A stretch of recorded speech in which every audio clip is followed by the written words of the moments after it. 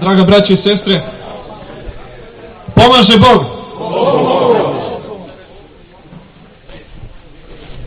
Sabrali smo se, zahvaljujući Gospodu Bogu, zahvaljujući svetom vladiki Nikolaju, zahvaljujući svetom caru mučeniku Nikolaju i njegove porodici, ovdje i sada da bismo proslavili mučeništvo, da bismo proslavili stradalništvo, da bismo proslavili one koje je proslavio Gospod Bog. Sveti car mučenik Nikolaj, sveta carica mučenica Aleksandra, carević Aleksej i carevne Olga, Marija, Tatjana i Anastasija, bez sumnje moraju biti primjer svakome pravoslavnom hrišćaninu, a naročito pravoslavnim Rusima i pravoslavnim Srbima, kako se služi Hristu Gospodu. Jer vaistinu sav njihov život bio ništa drugo do služenja. Služenje Bogu, služenje otačastvu, služenje čitavom pravoslavlju i služenje svojoj porodici. Gospod naš Isus Hristos kaže: ko želi da me sledi, neka uzme krst svoj i krene za mnom. I upravo to su učinili sveti car mučenik Nikolaj i njegova porodica. Oni su krotko, smireno, ali hrabro i odlučno uzeli svoj krst i krenuli putem Hristovim. A šta je put Hristov nego put služenja i put stradanja? I šta je put Hristov drugo nego put vere, put ljubavi, put nade, put vaskrsenja? I tim putem su, dakle, neustrašivo, odlučno gledajući i smrti u oči i nedaćama u oči i svim iskušenjima u oči, koračali sveti car mučenik Nikolaj i njegova porodica. Mi pravoslavni Srbi dobro znamo šta znači stradati za veru, stradati za otačanstvo. Rodonačelnici naše sveštene i Bogom blagoslovene istorije, Stefan Nemanja, odnosno sveti Simeon Mirotočivi i sveti Sava, udarili su upravo taj put, put stradanja za svoju dušu, put stradanja za dušu svoga naroda, put stradanja za dobro svojih bližnjih. Jer šta je drugo bio sveti Stefan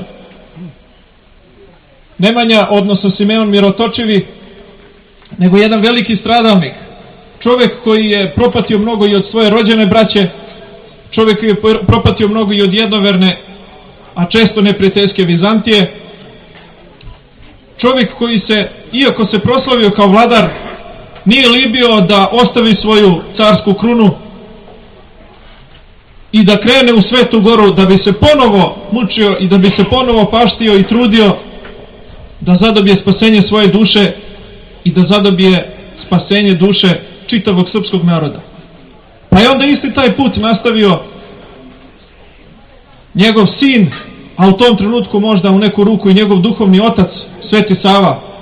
Sjetimo se samo koliko je on truda i koliko muke i koliko patnje i koliko napora uložio da bi očistio sebe od greha, da bi sebe prosvetio i prosvetlio, da bi na taj način prosvećivao svoj narod. Ostalo je zabeleženo od njegovih životopisaca da od cijeloga posta njemu utroba sasvim usahnu, tako se izrazio njegov biograf. I ostalo je zabeleženo to da je sveti Sava uvek išao bosonog po kamenjaru, užaranom kamenjaru Svete Gore. I ostalo je zabeleženo to da su, zahvaljujući takvom Savinom trudu i podvigu, Srbi i dan danas na njegovom putu i da su i dan danas Srbi zaista narod koji s punim pravom može i mora da se nazove narodom svetosavskim i narodom hrišćanskim. I isti taj put stradanja nastavio i sveti knez Lazar i nastavili su nebrojeni Srbi i Srpkinje kroz sve ove vekove do dana današnjeg. A u tome stradanju pridružio im se i viteški i mučenički general Dragoljub Draža Mihajlović, kome su danas naši časni oci služili parastos. I istog tog dana, što mnogi možda ne znaju, Nije stradao samo general Draže Mihajlović, tada su streljani mnogi drugi srpski rodoljubi, među njima i komandant Srpskog dobrovoljačkog korpusa, general Kosta Mušicki. I možda je upravo u tom trenutku, sasvim izvesno da jeste tako, u tom mučeničkom stradanju dvojice vojskovođa, dvojice zapovednika, dveju oružanih srpskih nacionalnih formacija tokom Drugog svjetskog rata, da je Gospod time što su oni stradali na istom mestu, istoga dana, pokazao koliko su besmislene i uzaludne podele i pokušaji, bilo kakvi pokušaji da se razdvaja nacionalna delatnost svih onih koji su se u tom smutnom i teškom vremenu borili za krst časnu i slobodu zlatnu i koji su ginuli i stradali boreći se s verom u Boga za kralja i otačanstvo. I kao što reče sveti vladika Nikolaj, vaistinu su i general Draže Mihajlović i njegov sastradalnik Kosta Mušicki i njegov duhovni saradnik i zapovednik Dimitrije Ljotić i general Milan Nedić, sve su to srpski vitezovi i srpske mučenici koje je sveti vladika Nikolaj video u nebeskoj Srbiji. I mi kao takve moramo da ih prihvatimo i da ih kao takve, kao srpske vitezove, mučenike i stradalnike sledimo na putu služenja Bogu i otačanstvu. I konačno, ovaj dan ne bi bio ovakav kakav jeste, punota proslavljanja svetaca Božih ne bi bila onakva kakav bi trebalo da bude ako bismo ovom prilikom zaboravili da pomenemo sve ono dobro koje je sveti car Nikolaj učinio ne samo svome ruskom narodu, već možda u mnogo većoj meri nama tako malim i po mnogima beznačajnim Srbima. Sveti car Nikolaj može se s punim pravom nazvati drugim srpskim spasiteljem. Sveti car Nikolaj je najzaslužniji za to što je stvoren savez pravoslavnih balkanskih naroda i kraljevina Srbije, Crne Gore, Grčke i Bugarske, koji je konačno nakon petovekovnog ropstva proterao Tursku sa Balkana. I to se ostvarilo upravo pre jednoga veka, 1912. godine. Sveti car Nikolaj je takođe zaslužen za to da nije poklekao pred pritiscima Bugara koji su decenijima unazad bili miljenici mnogih uglednih i uticanih ličnosti u ruskoj diplomatiji, ali sveti car Nikolaj dakle tome nije podlegao i nije pristao na bugarske ucene i pokušaje da otmu južnu Srbiju, odnosno takozvanu Makedoniju od kraljevine Srbije. Sveti car Nikolaj je u tom slučaju podržao Srbiju i to je bio uvod u početak drugog Balkanskog rata i opet, slava Bogu, pobedonosni ishod toga rata po nas Srbe. Ali ono po čemu najviše mi Srbi moramo da pamtimo i da veličamo svetog cara Nikolaja, to je njegova uloga u spasavanju Srbije u Prvom svjetskom ratu. Kada je Austro-Ugarska objavila rat Srbiji, prvi koji je skočio u odbranu srpskog naroda bio je niko drugi do sveti car Nikolaj. Iako je dobro znao da njegova Rusija nije bila do kraja spremna za sukob tako velikih razmjera kakav je bio najveći rat, svetski rat, jedini svetski rat do tada, on je odlučno i čvrsto stao u odbranu srpskog naroda i istoga trena objavio je rat neprijateljskim silama Austro-Ugarskoj i Nemačkoj.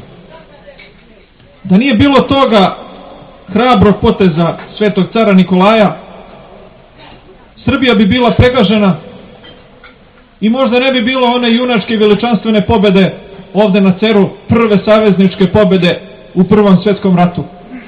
Možda mi danas ne bismo mogli da slavimo svoje svece, ne bismo mogli da proslavljamo Božije praznike, jer ko zna u kojoj bismo državi živjeli i ko zna kojim bismo se imenom zvali. Sveti car Nikolaj, dakle, potpuno svesno ispuni onu Hristovu zapovest, da od ove ljubavi nema veće nego kada ko položi život svoj za bližnjega svoga. I on je zaista pokazao da nema veće ljubavi, da niko do tada nije imao veće ljubavi prema srpskom narodu, nego on koji je svoj život i život svoje carevine i svojih podanika položio za slobodu srpskog naroda.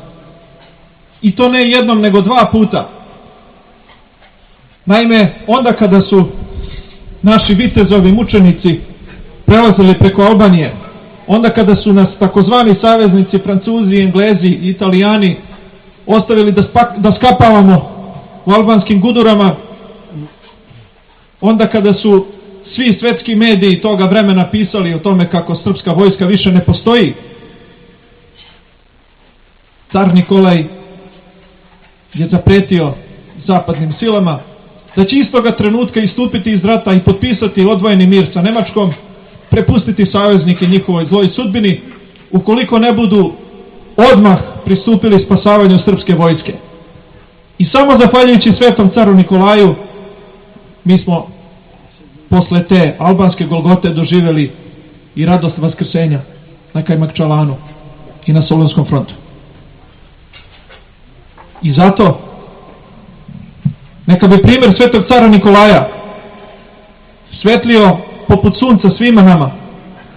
Neka bi njegov primjer govorio jasno i odlučno šta znači biti spreman da se uzme krst svoj i da se krene za Hristom. Neka njegov primjer svima jasno svedoči kakva se blagodat i kakva radost i kakva veličina postiže onda kada prezremo sve zemaljsko, kada prezremo sve nedaće, kada prezremo sva iskušenja, sve pretnje, sve prepreke, sve slabosti, sve ograničenosti, svega onoga što je zemaljsko, svega onoga što je ljudsko, svega onoga što je prolazno. Sveti car Nikolaj i nama danas svedoči da moramo čvrsto, smelo i odlučno stati u odbranu časnoga krsta naše svete pravoslavne vere i našeg junačkog i mučeničkog otačastva. I da ne smemo ni po koju cenu dozvoliti da se neko igra našom budućnošću, da se neko ruga našim svetinjama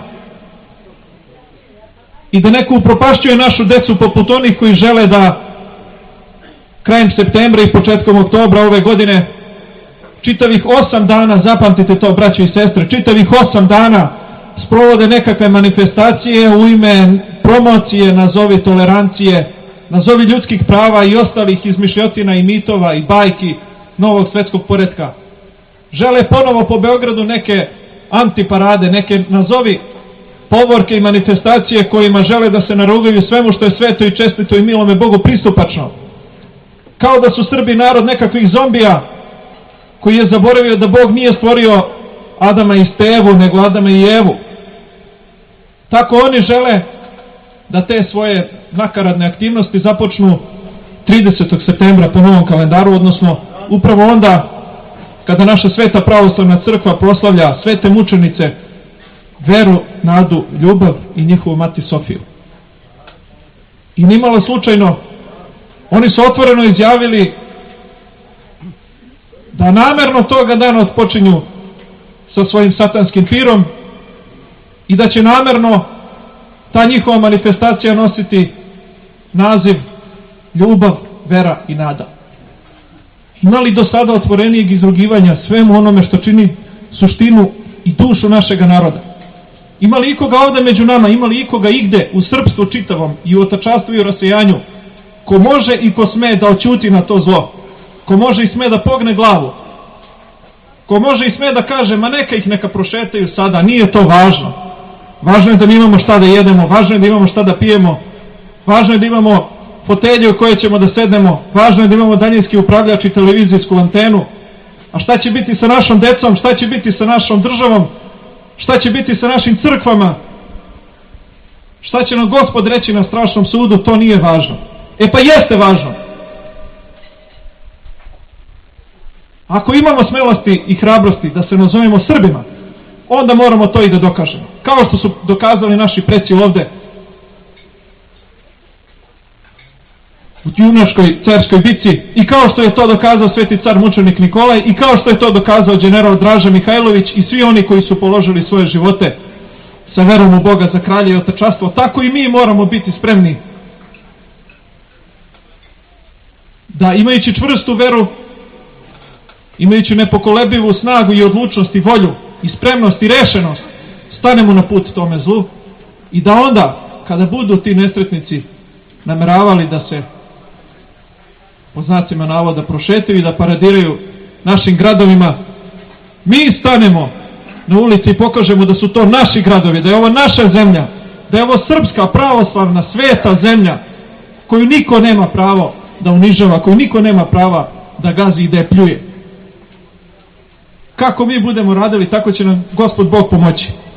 Ako budemo sedeli skrštenih ruku, ako se budemo zamajavali, ako budemo govorili, pa nema veze, hajdemo mi da izađemo dan ranije, ili hajde da izađemo dan kasnije, ili hajde da se prošetamo pre ili kasnije, hajde mi samo da držimo nekakve isprazne govore, a nemojmo raditi ništa jer to je za Boga opasno, to možda može nekome da smeta.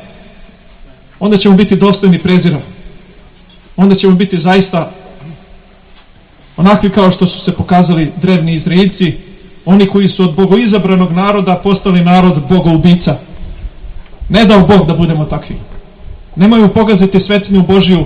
Odbranimo Beograd koji je grad posvećen presvetoj Bogorodici, koji je, a tu posvećenost presvetoj Bogorodici za nju je zaslužan niko drugi do sveti despot Stefan Lazarević.